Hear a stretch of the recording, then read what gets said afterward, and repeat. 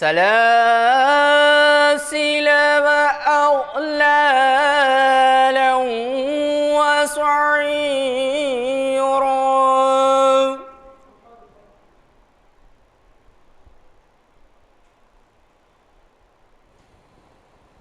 إن الأبرار يشربون من كأس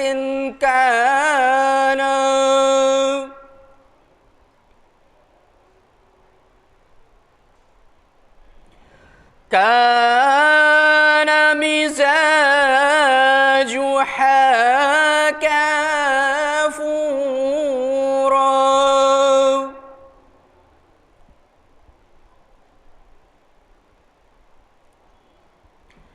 عينا يشرب بها عباد الله يفجرونها تفجيرا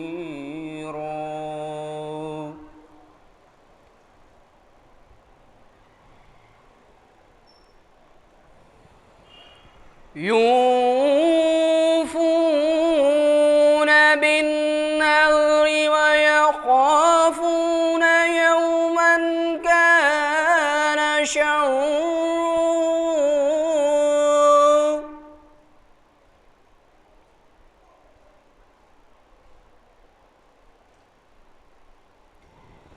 كان شره مستطيرا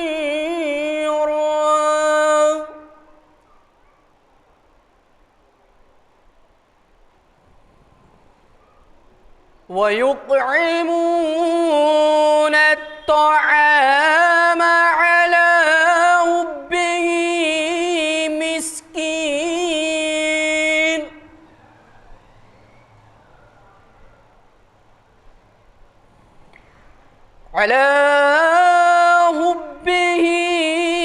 مسكينا ويتيما وأسيرا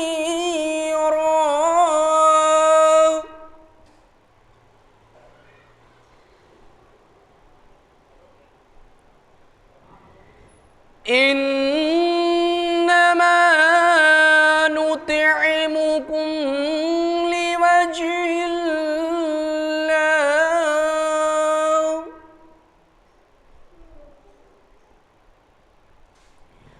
لوجه الله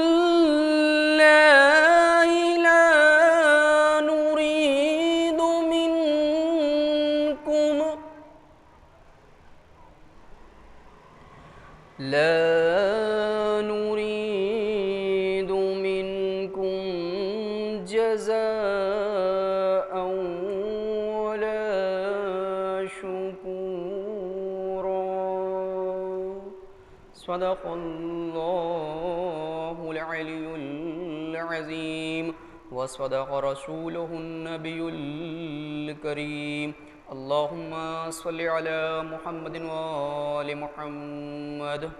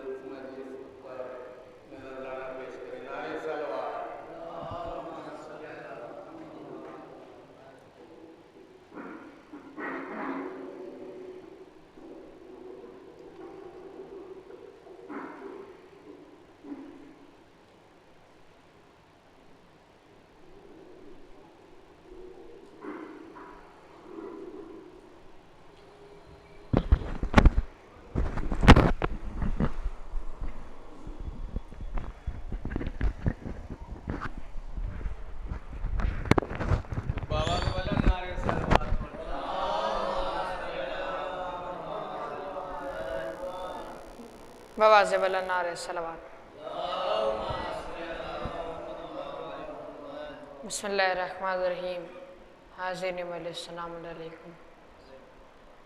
ایک سوز حضرت امام علی علیہ السلام سے متعلق پیش کرتا ہوں. سماعت فرمائیں. نعرہ صلوات.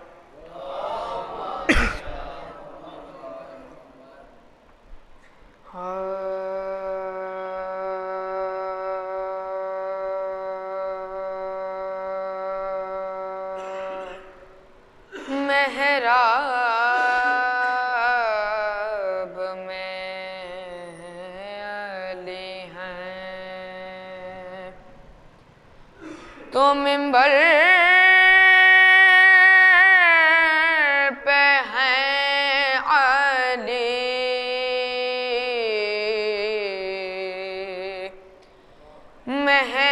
محراب میں علی ہیں تو منبر پہ ہیں علی.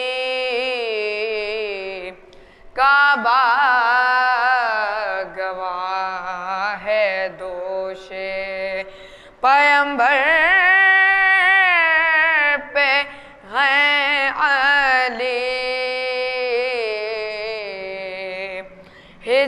ہجرت کی شب رسول کے بستر پہ ہیں علی. جنت علی کی ملک ہے کوثر پہ ہیں علی.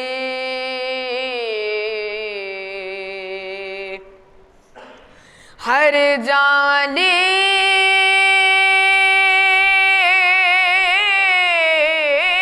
ملیں گے نہ دامن بچائیے. ہر جالی ملیں گے نہ دامن بچائیے.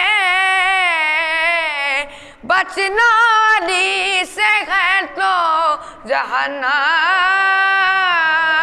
میں جائیے. محراب میں علی ہیں. نعرہ صلوات.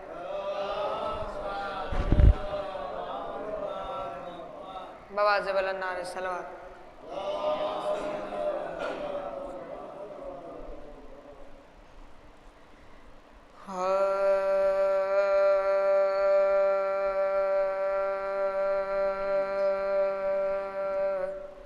بنت احمد مادر شبیر و شبر فاطمہ.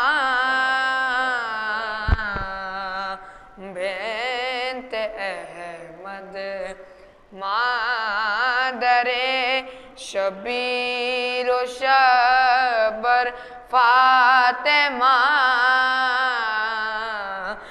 ضامن نسل نبی تفسیر کوثر فاطمہ.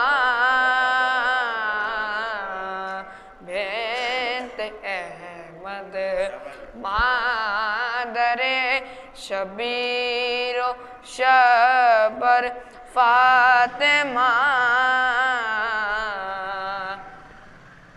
شبر و شبیر سردار جوانان جنا. شبر و شبیر سردار جوانان جنا. ساقی کوثر علی خاتون محشر فاطمہ. بنت احمد مادر شبیر و شبر فاطمہ. تو جب آئے تو اٹھے تعظیم کو تیری رسول. تو مرتبہ تو اٹھے تعظیم کو تیری رسول مرتبہ تا مرتبہ اللہ اکبر فاطمہ بنت احمد مادر شبیر و شبر فاطمہ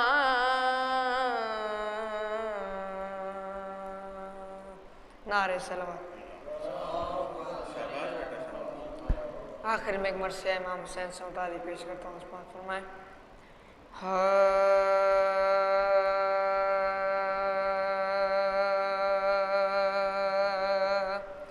جب ہوئے بازوئے عباس قلم درجہ پر جب ہوئے بازوئے عباس قلم درجہ پر گر کے ٹھنڈا ہوا حضرت کا علم دریا پر غرق خون ہو گیا وہ بحر کرم دریا پر غل تھا زخمی ہوا سقائے حرم دریا پر مشک کو دانتوں میں پکڑے ہوئے یوں لاتا ہے داہنے شیر میں جس طرح شکارا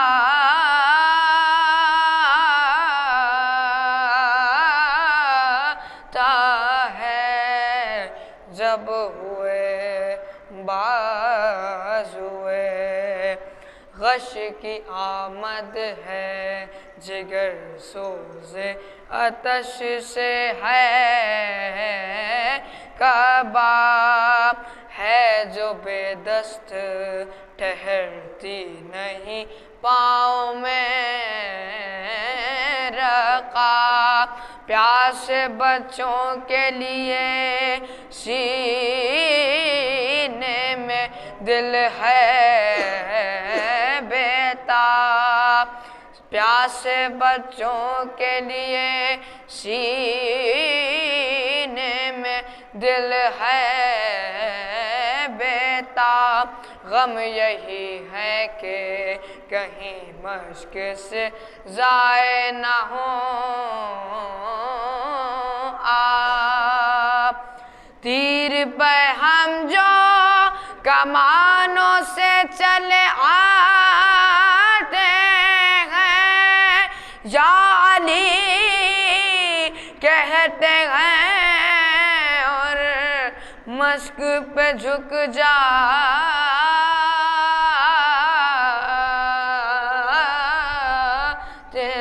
ہیں جب ہوئے بازوئے سبحان اللہ جزاک اللہ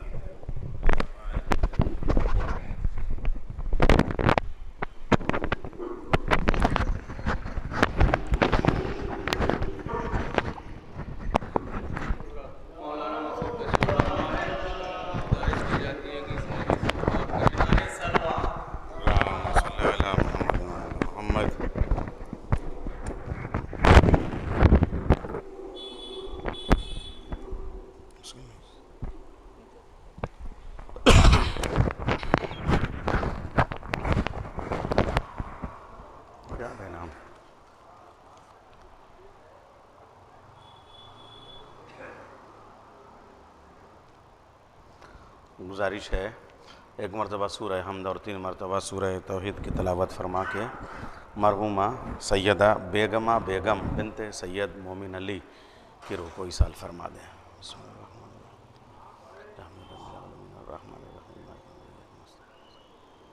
صراط الذین انعمت علیہم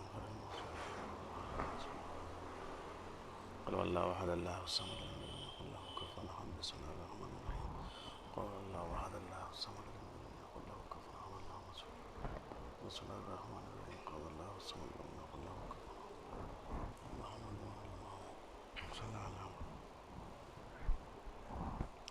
الحمد للہ الذی ہدانا لہذا وما كنا لنہتدی لولا ان ہدانا اللہ لقد جاءت رسل ربنا بالحق والصلاة والسلام على النبی الامی المکی المدنی القرشی الہاشمی المدقی الابتحی التہام الدافع جیشات الاباطیل والدامع صولات الغالیل مولن الحق بالحق بالقاسم محمد اللہم صلی علی محمد وعلی محمد وعلى آل بیتہ الطیبین الطاہرین المعصومین المظلومین المنتخبین المجتنبین ولعنۃ اللہ علی اعدائہم ومنکر فضائلہم ومصائبہم وسخاوتہم وشجاعتہم وعظمتہم وہیبتہم وجلالہم وجمالہم وکمالہم وآلہم اجمعین من لنا الی قیام یوم الدین اما بعد فقد قال اللہ تبارک وتعالی فی کتابہ المجید والفرقانہ الحمید وقولہ الحق بسم اللہ الرحمن الرحیم وَأَمَّا الْيَجِدْكَ يَتِيمًا فَآوَىٰ وَوَجَدَكَ ضَالًّا فَهَدَىٰ وَوَجَدَكَ عَائِلًا فَأَغْنَىٰ صلوات بھیج دے محمد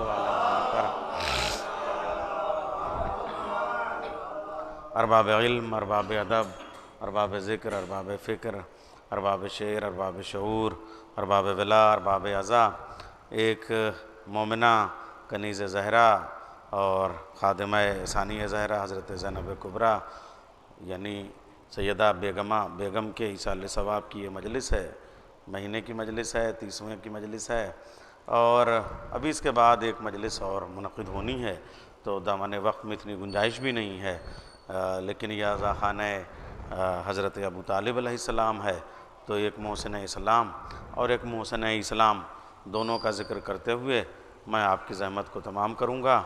دیکھیے اللہ کہہ رہا ہے، ہم جو شعر پڑھتے ہیں، ابھی بچہ جو شعر پڑھ رہا تھا اس میں اس نے کچھ سلام کے شعر پڑھے، کچھ منقبت کے شعر پڑھے، کچھ مرثیے کے شعر پڑھے، یعنی جو حمد ہوتی ہے وہ نعت نہیں ہوتی ہے، حمد میں اللہ کی تعریف ہوتی ہے، نعت میں حضور کی تعریف ہوتی ہے، منقبت میں اہل بیت علیہ السلام کی تعریف ہوتی ہے، سلام میں کربلا والوں کی تعریف ہوتی ہے، نوحے میں بین ہوتا ہے، مرثیے میں اجزائے ترکیبی ہوتے ہیں، یعنی جو مرثیہ ہے وہ سلام نہیں، جو سلام ہے وہ نوحہ نہیں، جو نوحہ ہے وہ منقبت نہیں، جو منقبت ہے وہ نعت نہیں، جو نعت ہے وہ حمد نہیں۔ سب کے الگ الگ تقاضے ہیں، الگ الگ فارمز ہیں، الگ الگ حیت ہے، اب ہندی میں بھی سمجھانا پڑتا ہے، الگ الگ ودھائیں ہیں، اور سب کے الگ الگ شیلیاں ہیں، سب کے الگ الگ مضمون ہوتے ہیں، سب کے الگ الگ سبجیکٹ ہوتے ہیں، لیکن یہ جو میں نے سورہ ضحیٰ کی 3 آیہ کریمہ کی تلاوت کا شرف حاصل کیا، یہ ترتیب کے اعتبار سے کون سی صورت ہے، لیکن نزول کے اعتبار سے 12ویں صورت ہے، یعنی مکے میں جو ابتدا میں آیتیں نازل ہوئی ہیں، جو ابتدائی صورتیں نازل ہوئی ہیں، ان میں یہ صورت ہے۔ تو یہ تینوں آیتیں بیک وقت حمد بھی ہیں، بیک وقت نعت بھی ہیں، اور بیک وقت منقبت بھی ہیں، بیک وقت قصیدہ بھی ہیں، یعنی اللہ نے چونکہ یہ آیتیں نازل کی ہیں اور اللہ اس میں اپنی تعریف بیان کر رہا ہے، اس لیے یہ حمد ہیں، اور چونکہ رسول کے بارے میں کہہ رہا ہے اس لیے یہ نعت ہیں، لیکن اس کے بیچ میں ہے کوئی اور۔ دیکھیے عجیب و غریب بات ہے، ایک صلوات بھیجیں، آئیے ذرا بھائی تشریف لیں۔ میں نے سورہ ضحیٰ کی بیچ سے 5ویں، 6ٹھی، 7ویں آیت کی تلاوت کا شرف حاصل کیا۔ اللہ کہہ رہا ہے، اے میرے محمد، یتیم تم تھے، پناہ ہم نے دی، غریب تم تھے، دولت ہم نے دی، گمنام تم تھے، نام ہم نے دیا۔ آیتیں 3 ہیں، اور تینوں آیتیں بیک وقت حمد بھی ہیں اور نعت بھی ہیں اور قصیدہ بھی ہیں۔ دیکھیے حمد اس لیے کہ اللہ کہہ رہا ہے پناہ میں نے دی، دولت میں نے دی، شہرت میں نے دی، دیکھیے اس لیے حمد ہیں۔ نعت اس لیے کہ اللہ کہہ رہا ہے محمد پناہ تم کو میں نے دی، دولت تم کو میں نے دی، شہرت تم کو میں نے دی، مگر منقبت اس لیے کہ اس میں سے کچھ بھی اللہ نے نہیں دیا، سب کچھ اللہ کا دیا ہوا ہے، لیکن دولت خدیجہ نے دی ہے، پناہ حضرت ابو طالب نے دی ہے۔ اس کا مطلب یہ ہے، اب دیکھیں عجیب و غریب بات ہے، میں کیا عرض کروں، آیت کو چھوڑ نہیں سکتا، تاریخ کو توڑ نہیں سکتا۔ تاریخ کہہ رہی ہے کہ محمد جب یتیم تھے تو پناہ حضرت ابو طالب نے دی، ورنہ یہ عزاخانہ ابو طالب نہ بنتا، یہ محسن اسلام نہ لکھا ہوا ہوتا۔ تو یتیم محمد تھے، پناہ حضرت ابو طالب نے دی، غریب محمد تھے، دولت خدیجہ نے دی۔ مجھے یوں کہنے دیجئے کہ دولت خدیجہ دیتی ہیں، پناہ ابو طالب دیتے ہیں، کریڈٹ اللہ لیتا ہے۔ صلوات بھیجے محمد والے محمد۔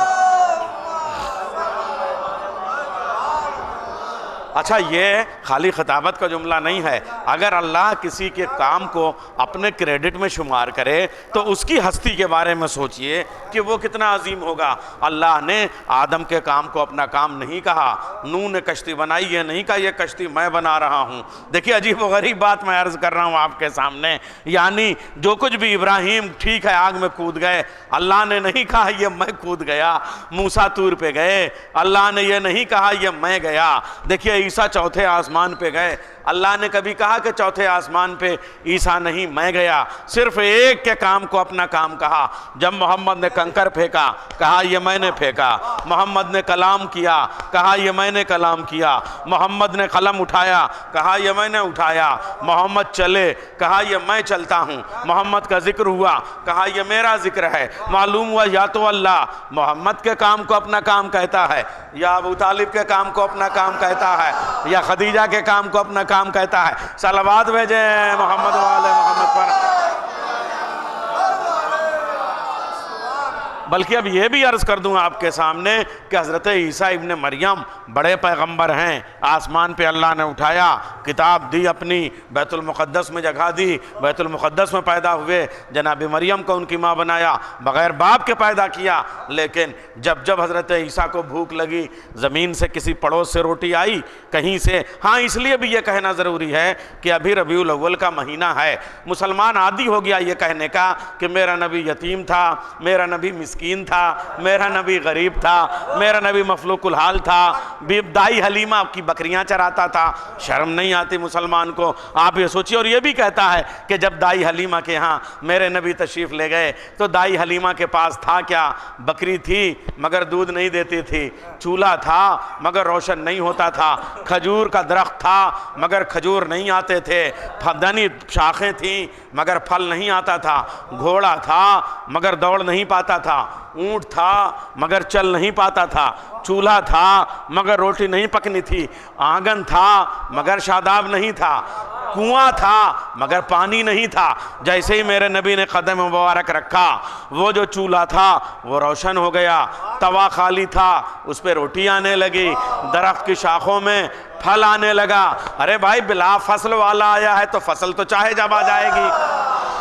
صلوات بھیجے محمد والے محمد پر۔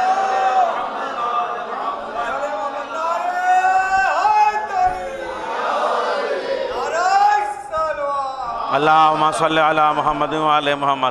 دائی حلیمہ کے ہاں جو کنواں تھا سوکھا ہوا تھا، میرے نبی کو لے کے گئیں۔ وہ لکھتے ہیں بھائی، میں جو لکھتے ہیں میں وہی بیان کر رہا ہوں کہ میرے نبی کے جاتے ہی دائی حلیمہ کے کنویں سے پانی ابلنے لگا، وہ جو ٹٹو گھوڑا تھا وہ کعوہ پھیرنے لگا، دوڑنے لگا، وہ جو اونٹ بیٹھا ہوا تھا وہ چلنے لگا۔ تو پھر یہ کہیے نا کہ حلیمہ نے محمد کو نہیں پالا، محمد نے حلیمہ کو پالا۔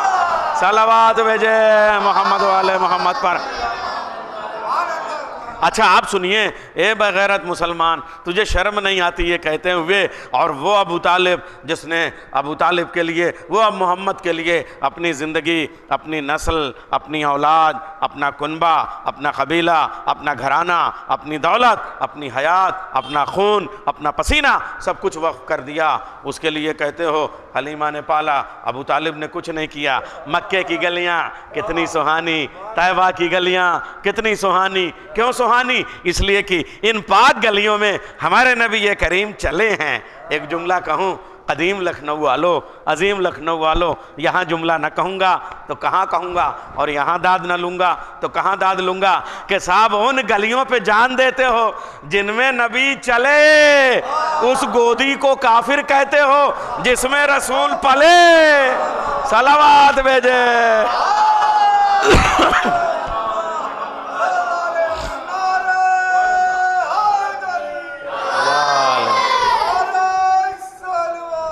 اللہم صلی علی محمد وعلی محمد۔ حضور کے لیے، ہمارے نبی کریم کے لیے حضرت ابو طالب نے اپنی پراپرٹی دی، اپنی زمین دی، اپنی جائیداد دی۔ مکے میں تھا کس کا؟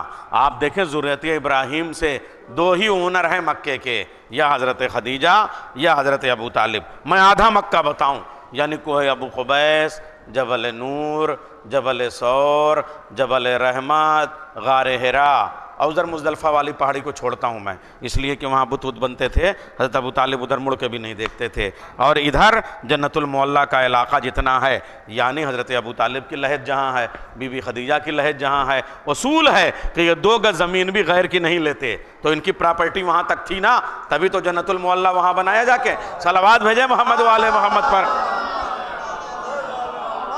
یہ سب حضرت ابو طالب کا تھا، حضرت ابو طالب نے یہ سب دیا۔ خود مجھے بتائیے کہ اگر اللہ کا دین ہے اسلام، تو اسلام کی پہلی میٹنگ کس کے گھر میں ہوئی؟ پہلا ایجنڈا کہاں تیار ہوا؟ پہلا منشور کہاں بنا؟ پہلا آئین کہاں بنا؟ پہلا کانسٹیٹیوشن کہاں بنا؟ پہلا سمویدھان کہاں بنا؟ پہلا نظام کہاں بنا؟ پہلا تاریخ کا دستور کیا ہے؟ پہلا طور کہاں بنا؟ پہلا طریقہ کہاں بنا؟ پہلا قاعدہ کہاں لکھا گیا؟ کس کے گھر میں لکھا گیا؟ آپ مجھے بتائیے۔ اچھا، کس کا یہ دین تھا؟ قانون کس کا ہے؟ اللہ کا۔ آئین کس کا ہے؟ اللہ کا۔ ایجنڈا کس کا ہے؟ اللہ کا۔ پیغام کس کا ہے؟ اللہ کا۔ سمویدھان کس کا ہے؟ اللہ کا۔ کانسٹیٹیوشن کس کا ہے؟ اللہ کا۔ تو پہلی دعوت کس کے گھر ہوئی؟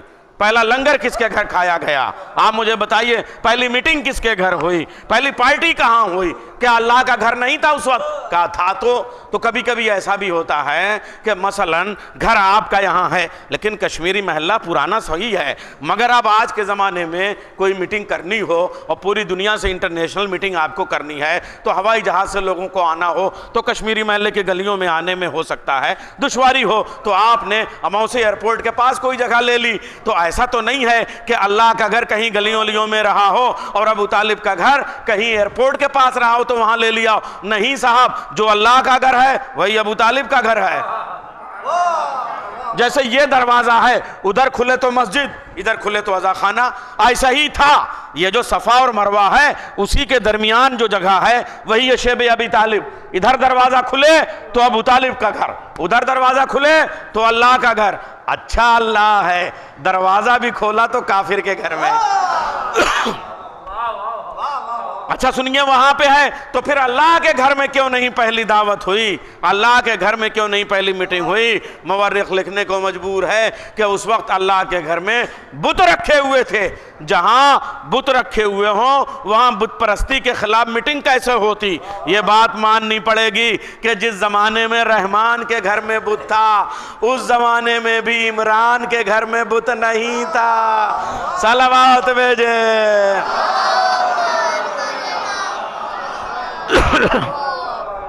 اچھا، اب یہ جو حضرت ابو طالب کی پراپرٹی ہے، صفا مروہ، صرف مسجد الحرام کے اندر والا، یہ حضرت ابو طالب نے دے دیا اللہ کو، ابراہیم کے زمانے سے دے دیا گیا، اس خاندان نے دے دیا۔ لیکن اب یہ کشمیری محلے میں نہ پڑھوں گا تو کہاں پڑھوں گا؟ آج سب سے بڑی جوالت سمسیا ہمارے ہاں ہے وہ ہے وقف کی۔ سب سے بڑا مسئلہ جو ہے وہ وقف کا ہے کہ اس کا واقف کون ہے، اس کا متولی کون ہے۔ متولی 2 طرح کے ہوتے ہیں، ایک وقف علی الخیر، ایک وقف علی الاولاد۔ وقف علی الخیر میں کسی کو بھی متولی بنا دیجئے، کوئی بھی آ کے چارج لے لے اور اس میں کچھ بھی آپ بنا دیجئے، اس میں یتیم خانہ بنا دیجئے، سرائے بنا دیجئے، بیواؤں کے لیے رہائش بنا دیجئے، ہے نا، سڑک بنا دیجئے، پارک بنا دیجئے، جنتا کی سمسیا کے سمادھان کے لیے کچھ بھی کر دیجئے، وہاں پہ آپ بنا سکتے ہیں سب کچھ نا۔ لیکن جو وقف علی الاولاد ہے اس میں چاہے جو چاہے جب چاہے جیسے نہیں کچھ کر سکتا۔ کیوں؟ اس لیے کہ وقف علی الاولاد میں ہمیشہ وہ جو باپ جو متولی ہوگا وہ اس کا بیٹا، اس کے بعد اس کا بیٹا، اس کے بعد اس کا بیٹا۔ حضرت ابو طالب نے کہا لے جاؤ خانہ کعبہ، چاہے بن لادن ٹاور بنا لو ادھر، چاہے ادھر مکتب بنا لو، ادھر لائبریری بنا لو، ادھر سرائے بنا لو، ادھر اسٹیشن بنا لو، ادھر روڈ ویز بنا لو، ادھر پارکنگ بنا لو، سب کچھ لے جاؤ، ٹھیک ہے، سب میں نے تمہیں دیا، یہ جنتا کے لیے کام آئے، اس لیے کہ ہم ہم جنتا کو پالتے آئے ہیں، ہم رئیس مکہ ہیں، ہم سردار قریش ہیں، مگر وہ جو اندر والا حصہ ہے نا خانہ کعبہ والا، اس میں خبردار کوئی اس کی طرف نہ دیکھے۔ میرا پہلا بیٹا بھی اسی میں آیا، آخری بیٹا بھی اسی میں آئے گا، صلوات بھیجے۔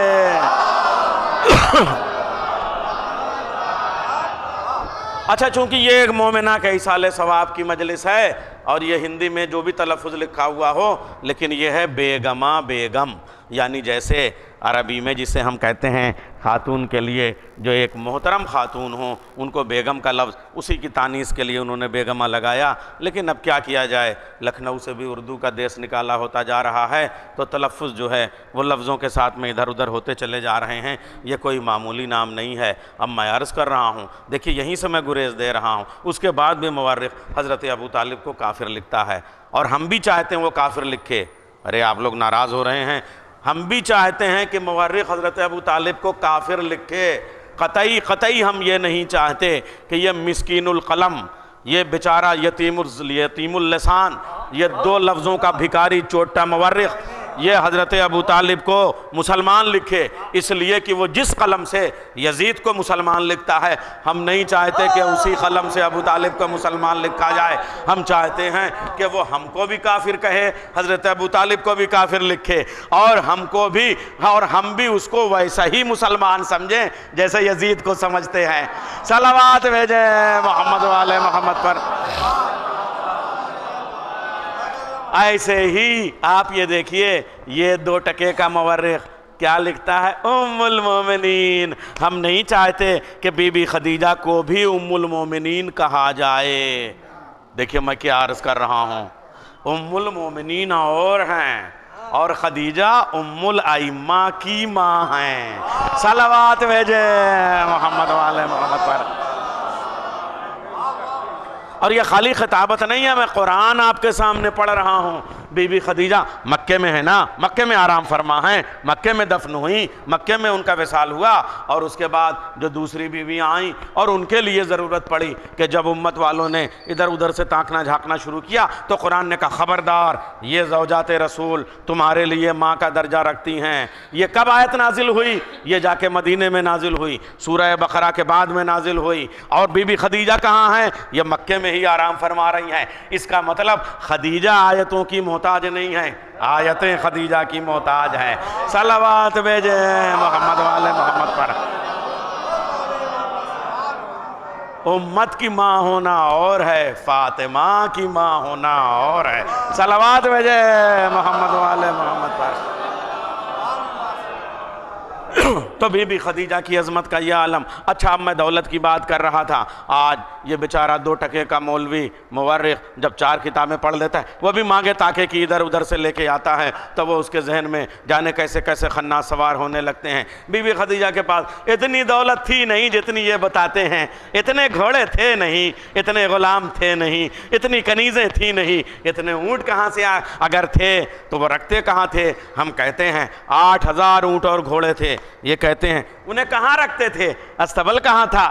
باتے کہاں تھے؟ ان کے ہاں جانوروں کے لیے علاقے کون سے محدود تھے؟ میں آپ سے پوچھنا چاہتا ہوں، ہندوستان میں 10,000 سے زیادہ ہوائی جہاز ہیں، مجھ کو دہلی میں 100 سے زیادہ نظر نہیں آئے، لکھنؤ میں 10 سے زیادہ نظر نہیں آئے، تو 10,000 جاتے کہاں ہیں؟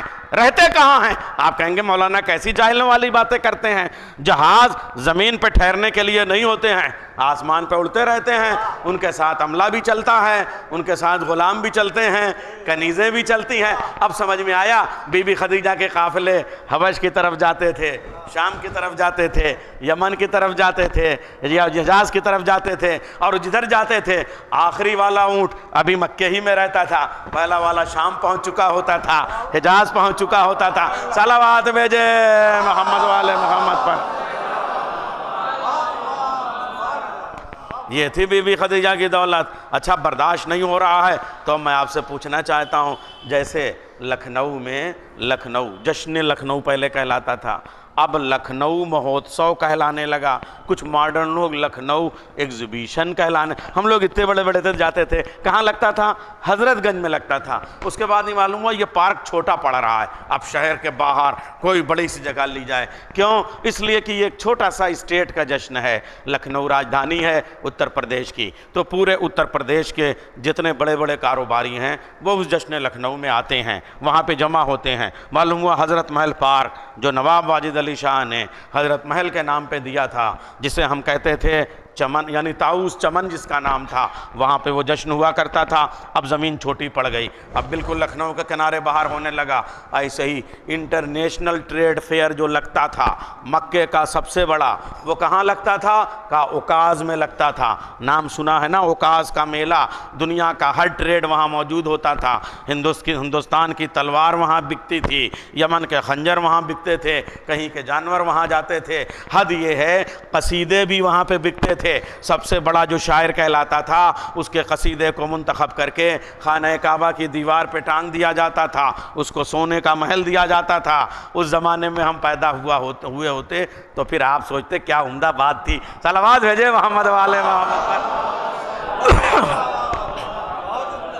آپ یہ دیکھیے اوکاز میں میلہ لگتا تھا. اب آپ سے پوچھنا چاہوں گا یہ جو اوکاز کا میلہ لگتا تھا یہ کہیں زمین ہی پہ تو لگتا ہوگا، یہ کہاں لگتا تھا؟ یہ میدان کس کا تھا؟ اس کا اونر کون تھا؟ جب آپ ہسٹری پڑھیں گے طبقات ابن سعد میں بتا رہا ہوں موجود ہے.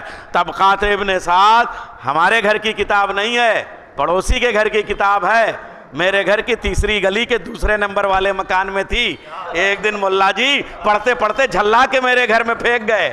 صلوات بھیجے محمد والے محمد پر. کہ یہ ہمارے کام کی نہیں، آپ ہی کے کام کی ہے. تو معلوم ہوا اس میں صاف صاف لفظوں میں لکھا ہوا ہے کہ یہ جو سوق اوکاز ہے، یہ جو اوکاز کا پورا ایگزیبیشن لگتا تھا، انٹرنیشنل ٹریڈ فیئر لگتا تھا، اس کے اونر کا نام ہے خویلد، اور اس خویلد کی اکلوتی بیٹی کا نام ہے خدیجہ. صلوات بھیجے محمد والے محمد پر. حضرت خدیجہ چوتھی نسل میں ماں کی طرف سے رسول اللہ کے نسل میں ہیں، 8ویں نسل میں باپ کی طرف سے رسول اللہ کی نسل میں ہیں. اس کا مطلب جو خاندان ابراہیم کا ہے وہی خاندان خدیجہ کا ہے، جو دین ابراہیم کا ہے وہی دین حضرت خدیجہ کا ہے. خبردار یہاں عظمت پہ کوئی سوال ذہن میں نہ پیدا ہو، شبہ کوئی ذہن میں نہ پیدا ہو. بی بی خدیجہ اوکاز کی مالک. اچھا اب ایک جملہ اور عرض کروں گا بی بی خدیجہ کی پراپرٹی کے حوالے سے، یہ بھی سن لیجئے. آسمان پہ کچھ بھی الگ سے نیا نہیں ہے، جو کچھ ہے وہ یہیں پہ ہے. آپ کہیں گے یہ کیسی باتیں کر رہے ہیں؟ مثلا جنت، اگر میں جنت سے آپ سے پوچھوں، جیسے مجھ سے ابھی جیو بھائی نے پوچھا کہ میں کسی کو بھیج دوں آپ کو لینے کے لیے، ذرا سا اپنی لوکیشن بھیج دیجئے، تو ایسے ہی اگر جنت میں جانا ہو تو لوکیشن کیسے آئے گی؟ آپ مجھے بتائیے. جی پی ایس سے کیسے پہنچیں گے؟ کہا کوئی اور بات نہیں ہے، سیدھے کربلا چلے جائیے آپ.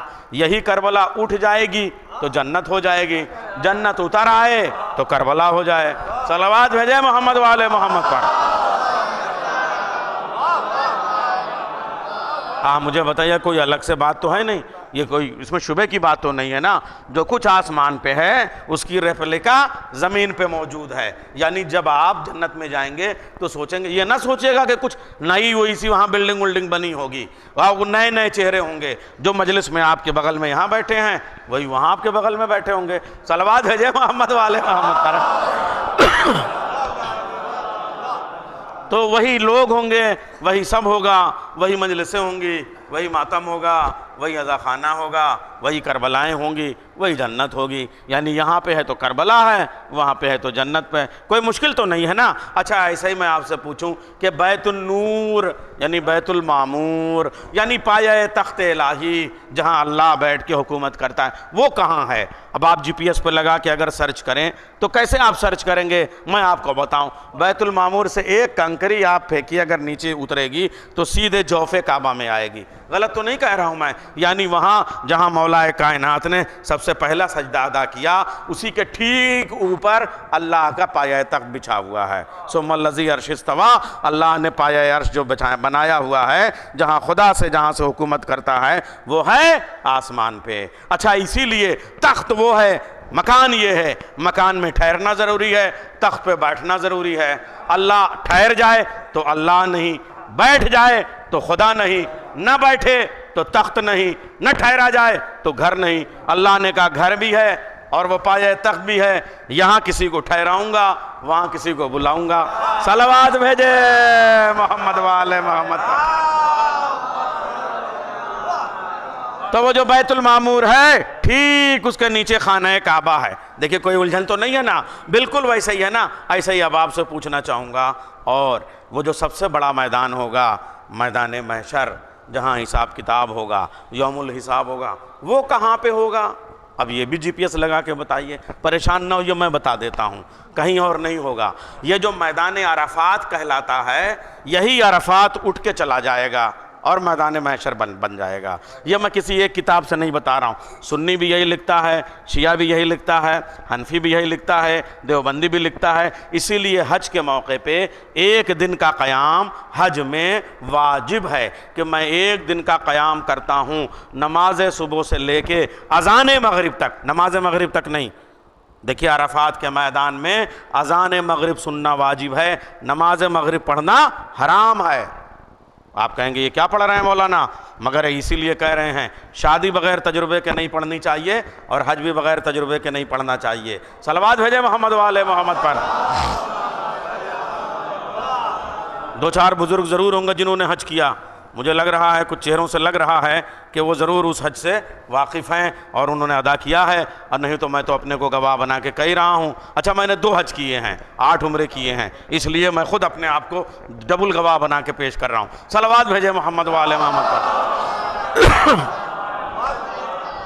تو عرفات کے میدان میں اس لیے آپ کو نیت کر کے اذان صبح کے وقت وہاں پہنچ جانا ضروری ہے، یعنی اذان سے پہلے، اور مغرب کی اذان سنتے ہی مزدلفہ چلا جانا ہے۔ اذان یہاں سنا، جن لوگوں کو بڑی جلدی رہتی ہے نا کہ اذان سنتے ہی سجدے میں گریں گے، جیسے ہی گرتے ہیں فوراً ایک کفارہ واجب ہو جاتا ہے ان کے حساب سے، اور اس کے بعد دوسرا لات مارتا ہے کہ یہاں کیا کر رہے ہو یہ سب، معلوم ہوا اذان سننا واجب ہے، نماز مزدلفہ میں جا کے پڑھو۔ تو وہاں جا کے ہم مغرب اور عشاء، ارے 11 بج جاتے ہیں، شبیداری والوں پہ طنز کرتے ہو کہ نماز قضا ہو جائے گی، وہاں 12 بجے نماز قضا نہیں ہوتی ہے۔ اچھا وہاں جا کے عشاء کی اذان پھر دے لو، اللہ اور مارے گا۔ ایک ہی اذان میں مغرب اور عشاء مزدلفہ میں پڑھنا ہے، ایک ہی اذان میں ظہر اور عصر کہاں پڑھنا ہے؟ عرفات کے میدان میں پڑھنا ہے۔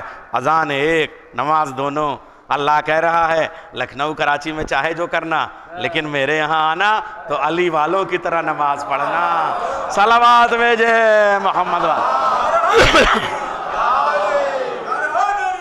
یا علی، اللہم صلی علی محمد وعلی محمد۔ تو جو عرفات کا میدان ہے وہ حضرت خدیجہ اس کی اونر ہیں، حضرت خدیجہ اس کی مالکن ہیں۔ اچھا اب جو عرفات کا میدان ہے یہی میدان محشر میں اٹھ کے چلا جائے گا۔ اب کہو خدیجہ کی دعوت میں عرفات کے میدان میں قدم نہیں رکھو گے تو ہمارے ہاں جو بچے ڈائریکٹ جو ہیں فیل ہونا چاہتے ہیں، وہ کہتے ہیں کاپی نہیں لکھوں گا، ڈائریکٹ فیل ہو جاؤں گا، تو ڈائریکٹ جہنم میں چلے جاؤ محشر کے بغیر۔ صلوات بھیجے محمد والے محمد۔ بس مجھے لگ رہا ہے کہ جو دوسری مجلس ہے اس کے سامعین آ گئے ہیں، اس لیے اب مجھے ان کے ساتھ استحصال نہیں کرنا ہے۔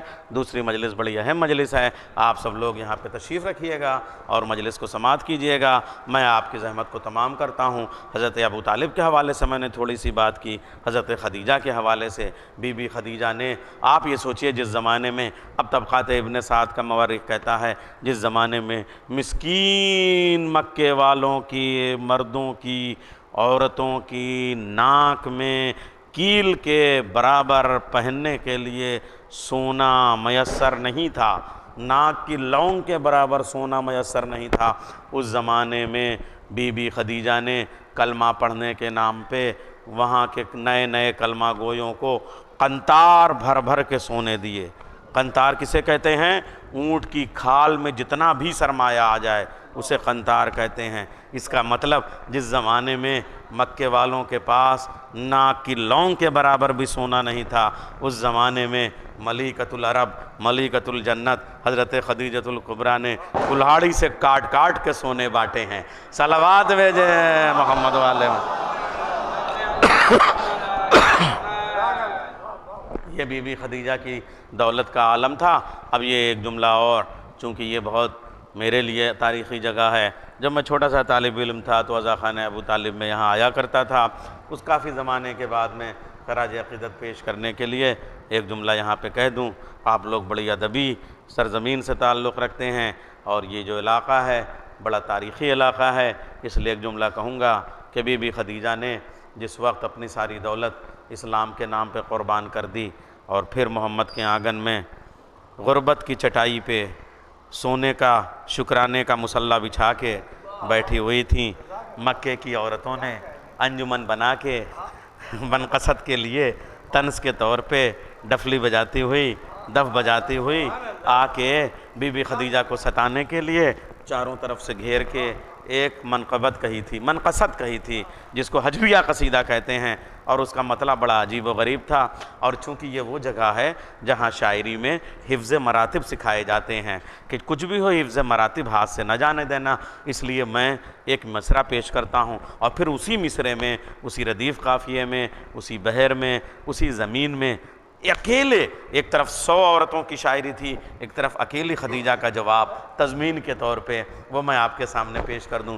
مصرع کیا کہا عورت والوں نے؟ اے خدیجہ تمہاری غیرت کو کیا ہو گیا، اے خدیجہ تمہاری حیا کو کیا ہو گیا، تمہارا باپ اتنا تجارت والا تھا، اتنی دولت والا تھا، اتنی مملکت والا تھا کہ جو تاج وہ پہنتا تھا اس کی کلغی جو سونے کے تاروں سے چمکتی رہتی تھی، جواہرات سے مزین ہوا کرتی تھی، جو ہیرے سے لدی ہوئی ہوتی تھی، اس کی کلغی اور اس کا شملہ اتنا اونچا ہوتا تھا کہ آسمان کو چھوا کرتا تھا، اور تو نے مکے کے ایک یتیم عبداللہ کے بیٹے محمد سے تو نے شادی کر لی، اس یتیم سے شادی کر لی۔ آج تو اپنی زندگی کے لیے کیا فیصلہ کر کے آئی ہے؟ تیری نسل کا کیا ہوگا، تیرے بچوں کا کیا ہوگا؟ اور تو نے ہماری وہ جو شاہانہ غیرت تھی اس کو ٹھوکر مار دی۔ اب یہ سوچئے یہ مصرع تھا۔ اب اس مصرعے کا جواب دینے کے لیے بی بی خدیجہ اگر جواب دیں اور ایک جملہ بھی اگر باپ کے خلاف چلا جائے تو پھر اسلام دائرے سے خارج کر دے گا، اس لیے کہ اسلام ماں باپ کی عظمت کے بارے میں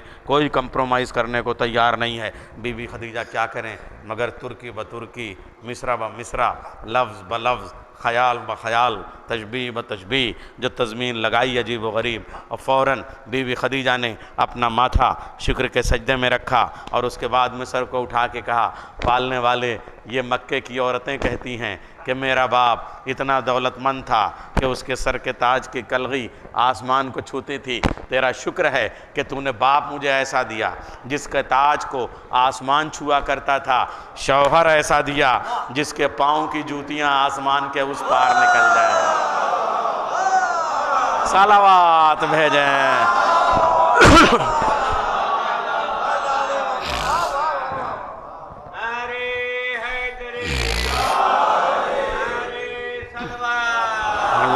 صلی علی محمد وعلی محمد۔ بس ارباب اعزا چونکہ دوسری مجلس بھی ہے اس لیے یہ عرض کروں کہ بی بی خدیجہ ساری دولت اسلام کی راہ میں قربان کر کے وہ منزل آ گئی کہ جب درخت کے پتوں کو، درخت کی چھالوں کو چبا چبا کے حضرت ابو طالب نے زندگی گزاری، حضرت خدیجہ نے زندگی گزاری، معمولی قربانیاں نہیں ہیں۔ اور لوگ کہتے ہیں کہ بی بی خدیجہ کی وفات ایسے ہوئی، رسول اللہ کی وفات، یہ سب شہادتیں ہیں۔ دراصل آپ سے عرض کروں کہ جو مکے کے کفار تھے یہ نوجوانوں کو اور بچوں کو جمع کرتے تھے، عاص بن وائل، ابو لہب، خدا لعنت کرے ان سب پہ، بو جہل اور جتنے بو تھے سب، وہ سب ابو سفیان، یہ سب جو ہے تو وہ بچوں کو لے کے یہ ہمارے دین کو برا کہتا ہے، یہ ہمارے خداؤں کے خلاف بات کرتا ہے، تم اس پہ پتھر مارنا، تم اس پہ تانا کرنا، تم اس پہ طنز مارنا، تم راستے میں جاؤ کانٹے بکھیر کے چلے آنا تاکہ راستہ دشوار ہو جائے، تم اوجھڑی جا کے راستے میں پھینک دینا، یا محمد جب سجدہ کر رہے ہیں اس وقت لے جا کے اذیت دینا۔ تو یہ ساری باتیں ہوا کرتی تھی۔ تو رسول اللہ جس وقت تبلیغ کر کے قولوا لا الہ الا اللہ تفلحوا کا نغمہ سرمدی بلند کر کے واپس آتے تھے تو یہ کفار دوڑا دوڑا کے بچوں کو کہتے تھے کہ پتھر مارو، پتھر مارو، اور جب پتھر پہنچتے تھے تو بی بی خدیجہ کی بھی یہ کیفیت تھی۔ آئیے جاز مامو ایک صلوات بھیجیں محمد والے محمد پر۔ تو بی بی خدیجہ بھی اس وقت جو ہے وہ ظاہر سی بات ہے وہ کچی مٹی کی دیواریں، ٹاٹ کا پردہ، اس لیے کہ اب تو خدیجہ کی دولتیں قربان ہو چکی تھیں، اب جو غربت کی کیفیت تھی ٹاٹ کا پردہ تھا۔ ہاں ملک الموت رک جایا کرتے تھے، یہ وہ عظیم گھرانہ تھا۔ ارباب اعزا جب اس پہ پتھر آتے تھے تو بی بی خدیجہ دروازے پہ آ جاتی تھی، اور جو دروازے پہ آ جاتی تھی تو کئی طرح کی روایتیں لکھی ہوئی ہیں۔ ایک تو یہ کہ بی بی خدیجہ کہتی تھی تو پتھر مار رہا ہے میرے محمد کو، کیا تیرا باپ میرا غلام نہیں تھا؟ کیا تیری دادی میری کنیز نہیں تھی؟ کیا تجھ کو میں نے قرضہ نہیں دیا تھا؟ میں سب معاف کر دوں گی، لیکن محمد کو پتھر مارنا چھوڑ دے، محمد کے دین کو ماننا چھوڑ دین کو تسلیم کر اور محمد کو کا انکار نہ کر۔ یہ حضرت خدیجہ کی قربانیاں تھیں ارباب اعزا، اور اس کے بعد لوگ چلے جایا کرتے تھے۔ ایک بار کا واقعہ تو طبقات ابن سعد میں عجیب و غریب لکھا ہے کہ جب بچوں نے پتھر مارنا شروع کیا اور محمد جلدی سے گھر میں آئے ہیں تو بی بی خدیجہ کے اوپر ایک پتھر آ کے گرا، اور حضرت فاطمہ زہرا بھی 4.5 سال کی اس وقت وہیں بیٹھے ہوئی تھی۔ بی بی خدیجہ فوراً دروازے پہ آئیں، فوراً ایک کافر نے کہا بچوں واپس چلو، بچوں واپس چلو۔ کہا کیوں؟ تو نے ہمیں پیسہ دیا ہے کہ محمد کو پتھر مار، تو نے ٹولیاں بنائی ہیں، ٹولیوں کو جھولیاں دی ہیں، جھولیوں میں پتھر رکھے ہیں کہ محمد کو مار، اب ہم پتھر مارنے کے لیے آئے ہیں تو واپس جانے کو کہتا ہے۔ وہ کافر کہتا کہ تجھے نہیں پتہ ہماری شرافت میں، دیکھیے جب تک یہ کافر تھے تب تک تھوڑی بہت غیرت تھی، کلمہ پڑھنے کے بعد بے غیرت ہوا یہ مکے اور مدینہ کا مسلمان۔ ارباب اعزا ہماری غیرت کے خلاف ہے کہ اگر کسی کو پتھر مارا جائے اور اس کی زوجہ اس کے سامنے آ جائے تو زوجہ کے سامنے شوہر کو نہیں مارا جاتا۔ بچوں واپس چلو، بچوں واپس چلو۔ اب ایک جملہ کہوں، 4.5 برس کی فاطمہ جب یہ چیز بچے جو چیز ذہن میں دیکھتے ہیں، جو نقش ہو جاتا ہے، جو منظر دیکھتے ہیں، بی بی زہرا کے سامنے یہ بات نقش ہو گئی۔ کیا نقش ہو گئی یہ بات؟ کہ اگر کوئی شوہر کو مارنے آئے، زوجہ دروازے پہ آ جائے تو مارنے والے لوٹ جایا کرتے ہیں۔ یاد آیا کچھ خدیجہ کو، جب جس وقت خدیجہ دروازے پہ آئیں محمد کو پتھر مارنے والے کافر لوٹ گئے تھے۔ ایک دن 40 مسلمان مسجد نبوی سے نکل کے آئے، زہرا کے دروازے پہ پتھر مار رہے ہیں، آگ جمع کیے ہوئے ہیں، لکڑیوں کے گٹھر لے کے آئے ہیں، تلوار کے کندے لے کے آئے ہیں، تازیانے لے کے آئے ہیں۔ ارباب اعزا حملہ کر رہے ہیں اور کہہ رہے ہیں ابو الحسن کو باہر بھیجو، ہماری بیعت کرے، ہم گلے میں رسن کا پھندا ڈالیں گے۔ ارباب اعزا جیسے یہ منظر دیکھا، زہرا کے ذہن میں نقش تھا کہ اگر شوہر کو کوئی مار رہا ہو، زوجہ دروازے پہ چلی جائے تو لوگ واپس چلے جایا کرتے ہیں۔ زہرا یہی سوچ کے دروازے پہ آئیں۔ خدا لعنت کرے کسی نے کہا اے قنفذ دروازے میں آگ لگا دو، جلتا ہوا دروازہ زہرا پہ گرا دو۔ ارباب اعزا بی بی زہرا دروازے پہ آئیں اور اس کے بعد دروازہ جلا دیا گیا۔ تھوڑی دیر کے بعد اٹھی کہا فضہ میرا محسن شہید ہو گیا۔ ارباب اعزا آیت اللہ وحید خراسانی سے اس سال میں نے ان کا جو جلوس ہوتا ہے اس میں جملے سنے، سلام ہو میری ٹوٹی ہوئی انگلیوں والی شہزادی پہ، سلام ہو میری ٹوٹی ہوئی جبین والی شہزادی پہ، سلام ہو میری ٹوٹی ہوئی پسلیوں والی شہزادی پہ، سلام ہو میری ٹوٹی ہوئی کلائی۔ یہ کیا ہے معلوم ہے؟ جس وقت ابو الحسن کو لے کے جانے لگے، بی بی زہرا نے ہاتھ اٹھایا، علی کی کمر کے پٹکے پہ ہاتھ ڈالا۔ خدا لعنت کرے لوگ علی کو لے کے اتنی دور گئے کہ زہرا کا بھی زمین پہ خط دیتا ہوا سایہ۔ ارباب اعزا یہ کیفیت تھی۔ اور کچھ یاد آیا؟ اب کیا عرض کروں جی، چاہ رہا ہے 2 جملے مصائب کی اور پیش کر دوں، اور وہ کیا، 11 محرم کو جب یہ قافلہ چلا ہے، کہاں؟ کوفے کی طرف چلا ہے۔ کربلا سے کوفے تک کا راستہ کتنا ہے؟ 85 کلومیٹر، 85 کلومیٹر۔ لیکن کوفے میں دارالامارہ سے پہلے ایک مسجد ہے، مسجد حنانہ، وہاں پہ رات کو منزل لی گئی ہے۔ مسجد حنانہ تک کا راستہ مقتل امام حسین سے کتنا ہے؟ 82 کلومیٹر، اور مسجد حنانہ سے دارالامارہ تک کا راستہ 3 کلومیٹر۔ آج بھی ہم جاتے ہیں تو آج شاہراہ عام بنی ہوئی ہے، آج ہائی وے بنے ہوئے ہیں، مشی کا راستہ الگ بنا ہوا ہے، گاڑیوں کا راستہ الگ بنا ہوا ہے، پھر بھی کم سے کم 3 دن مشی کرنے میں لگتے ہیں، 3 دن کم سے کم لگ جاتے ہیں، ورنہ 4 دن بھی لگ جاتے ہیں۔ اس وقت جب میں نے مقتل سے پوچھا کہ کربلا سے کوفہ جانے میں کتنا وقت لگے گا؟ تو معلوم یہ ہوا راستے نہیں بنے تھے، پہاڑیاں تھیں، پتھریلے راستے تھے، جھاڑیاں تھیں، کٹیلی جھاڑیاں تھیں، ارباب اعضاء پتھر تھے، بے ہنگم راستہ تھا، اوبڑ کھابڑ راستہ تھا، بے آب و گیا راستہ تھا، زگ زیگ راستہ تھا، نشیب و فراز والا راستہ تھا۔ اس وقت کہا جاتا ہے کہ تیز رفتار گھوڑے سے بھی اگر انسان چلے تو کم سے کم 72 گھنٹے چاہیے تھے۔ کہاں سے کہاں تک جانے کے لیے؟ کربلا سے مسجد حنانہ تک جانے کے لیے۔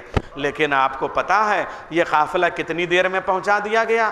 11 محرم کو ٹھیک سے صبح بھی نہیں ہونے پائی، جھٹپٹے کا وقت جسے آپ کہتے ہیں۔ کیوں؟ اس لیے کہ یہ دنیا کا پہلا لشکر ہے جو بظاہر قتل کر کے بھی اتنا ڈرا ہوا تھا کہ کہیں بنو اسد والے نہ بغاوت کر جائیں، کہیں کوئی آ کے حملہ نہ کر دے، اس لیے اندھیرے منہ جلدی سے یہاں سے نکال دیا جائے۔ ہاں کوفے میں ہماری حکومت ہے، ہماری آرمی ہے، ہماری سیکورٹی ہے، وہاں لے چل کے ہم ان کو رسوا کریں گے، وہاں چل کے ہم ان کو بازاروں میں گھمائیں گے۔ ارباب اعضاء اب جو یہ قافلہ لے کے چلا گیا تو کب نماز صبح کے وقت قافلہ نکلا ہے، نماز مغرب تک 12 گھنٹے میں مسجد حنانہ پہنچ گیا۔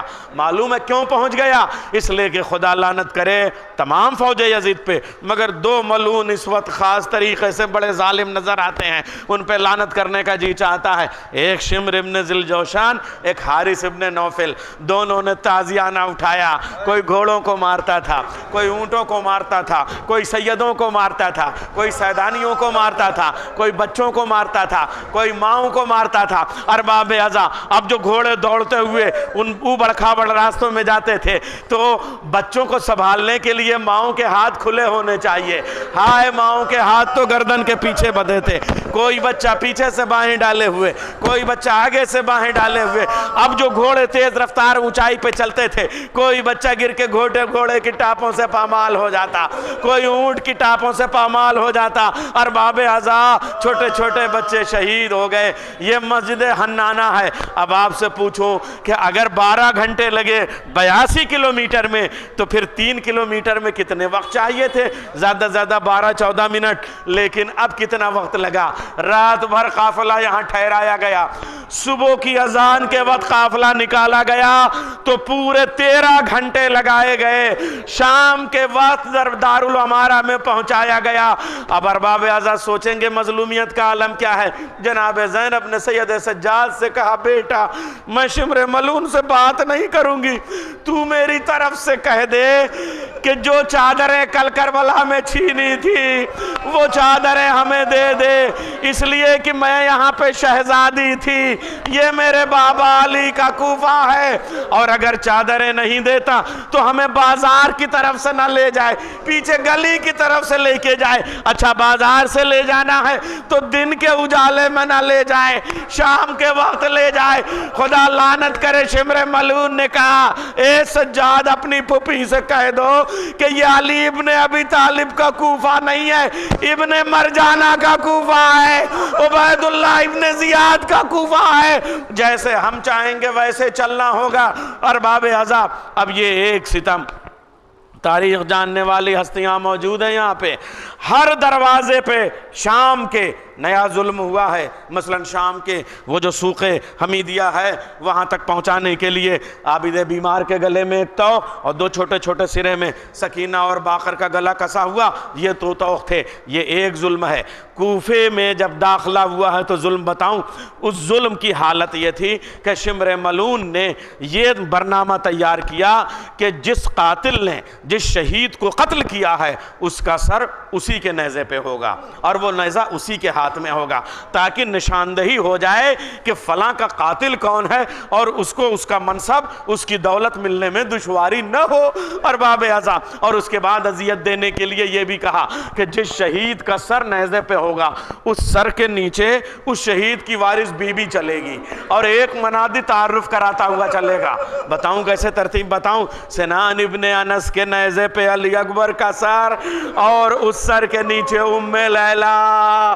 ارباب اعضاء حسین ابن نمیر برسیاں چمکا چمکا کے کہتا تھا پہچان لو یہ علی اکبر کی ماں ام لیلا ہے، یہ حسین کا بیٹا علی اکبر ہے۔ ایسے ہی ہرملا کے نیزے پہ حضرت علی اصغر کا ننھا سا سر اور سر کے نیچے ام رباب، اور قاتل نشاندہی کر رہا تھا۔ کتنے سروں کے نام لوں، بس یہ سمجھ لیجئے، خود شمر ملعون کے نیزے پہ حسین غریب کا سر، حسین کے سر کے نیچے زینب، ام کلثوم، ارباب عزا۔ اب زینب مجبور کیا کرے؟ زینب نے ایک جملہ کہا، اے بھائیا، اے عابد بیمار، اس شمر ملعون سے کہہ دو کہ اگر یہ دن کے اجالے میں لے جا رہا ہے، اس نے ہماری بات نہیں مانی، ہماری چادریں نہیں دی، یہ بازاروں کی طرف سے لے کے جا رہا ہے، اتنا ضرور کہہ دو کہ ایک بات تو مان لے کہ ان شہیدوں کے سروں کو آگے کر دے، ہم بیواؤں کو ایک ساتھ پیچھے کر دے، تاکہ تماشائیوں کی توجہ شہیدوں کے سروں کی طرف چلی جائے، نیزوں کی طرف چلی جائے۔ شمر ملعون نہ مانا۔ سجاد نے ایک بار کہا، پھپھی اماں شمر ماننے کو تیار نہیں ہے۔ زینب نے ہاتھ بلند کیے، اے بھیا حسین، شمر نہیں مانتا، تو وقت کا امام ہے، تلاوت شروع کر دے تاکہ تیری تلاوت پہ لوگ متوجہ ہو جائے۔ حسین نے سورہ کہف پڑھنا شروع کیا۔ شمر ملعون نے خولی کی طرف دیکھا کہ کیا دیکھتا ہے، تلاوت روک۔ اس نے ایک پتھر مارا، حسین کے ہونٹوں پہ لگا، مگر تلاوت نہ رکی۔ زینب قریب آئی ہے، بھیا اگر تیرا سر ڈگمگا کے گرا تو زینب موجود ہے۔ ایک آواز آئی، بیٹی زینب، تیری ماں جنت البقیع کی ٹوٹی ہوئی لحد والی ماں پسلیاں سنبھالے تیرے ساتھ ساتھ چل رہی ہے۔ بس یا علم یا زہرا یا زہرا یا زہرا۔ پالنے والے ہماری اس مختصر سی عبادت کو قبول کر لے، پالنے والے ہمیں واجبات کی ادائیگی کی توفیق عطا فرما، اس مجلس کا ثواب مرحومہ کے نامہ اعمال میں لکھ، جنت البقیع کی تعمیر کے اسباب پیدا کر دے، جہاں جہاں عزائے حسین ہے وہاں اپنی حفاظت نازل فرما، مولا کے ظہور میں تعجیل فرما، ہمارا شمار مولا کے اعوان و انصار میں کر۔ ایک مرتبہ سورہ حمد اور 3 مرتبہ سورہ توحید کی تلاوت فرما کہ مرحومہ سیدہ بیگم بنت سید مومن علی